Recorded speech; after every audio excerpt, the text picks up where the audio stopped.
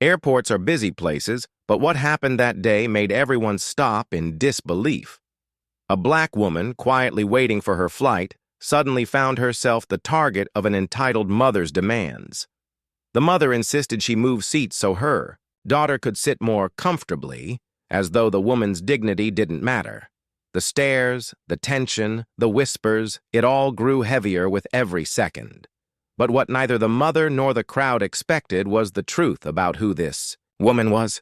Wait a second, tell us where you're watching from in the comments, and don't forget to subscribe for more powerful stories like this. Her name was Maya Johnson, a respected pilot with over a decade of experience flying international routes. Off-duty and dressed in casual clothes, she blended easily into the sea of travelers at the airport.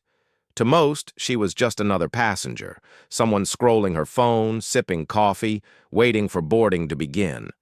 For Maya, the airport was like a second home, a place she'd walked through hundreds of times. She had earned her wings through hard work, endless training, and resilience against stereotypes that questioned whether a black woman belonged in the cockpit. Yet here, on an ordinary day, she was trying to rest before her next flight.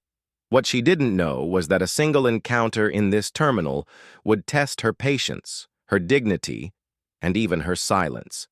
Because not every battle is fought in the skies. Some happen on the ground. It started with a voice dripping with entitlement. A woman approached, her young daughter trailing behind. Without so much as a greeting, she demanded that Maya give up her seat. She explained that her daughter preferred sitting by the window and that Maya, just waiting, should move somewhere else. Maya was stunned.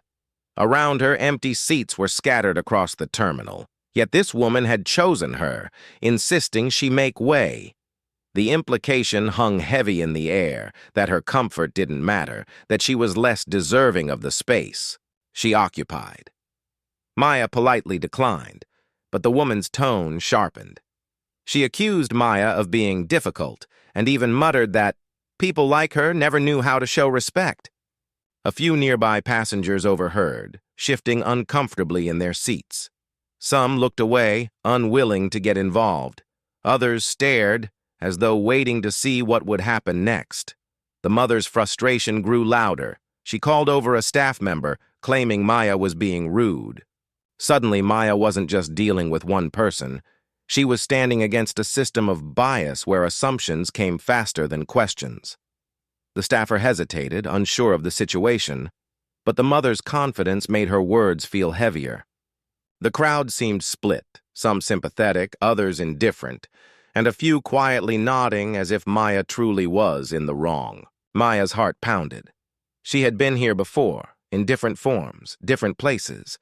She could feel the weight of history pressing on her shoulders. What should she do? Stay silent or rise?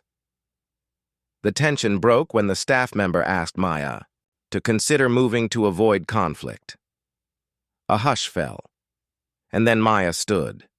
Her voice was calm, but every word carried the weight of authority.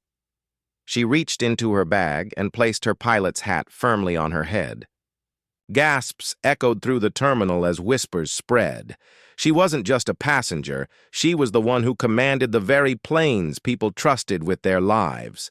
She turned to the mother and said, without anger but with unshakable dignity, that she would not move. The woman's face flushed red, her daughter tugging nervously at her sleeve. Suddenly, the roles reversed. The entitled mother was exposed, while Maya's presence radiated strength. The crowd leaned in, realizing they had just witnessed a moment of truth. The entitled mother shrank back, muttering excuses before retreating to another row of seats. The staffer, embarrassed, apologized softly to Maya. But Maya adjusted her hat and sat back down, her dignity intact. The crowd whispered, some in awe, others clapping quietly. For Maya, it wasn't about applause. It was about being seen, not as a stereotype, not as a second-class citizen, but as a professional, a leader, a human being worthy of respect. Her silent stand spoke louder than any argument. That day, an airport became a stage for something bigger than travel. It became a reminder. Prejudice hides in everyday moments, and courage is choosing not to yield. How many more times must these lessons be repeated before respect becomes automatic? Which country and city are you watching from? Take care.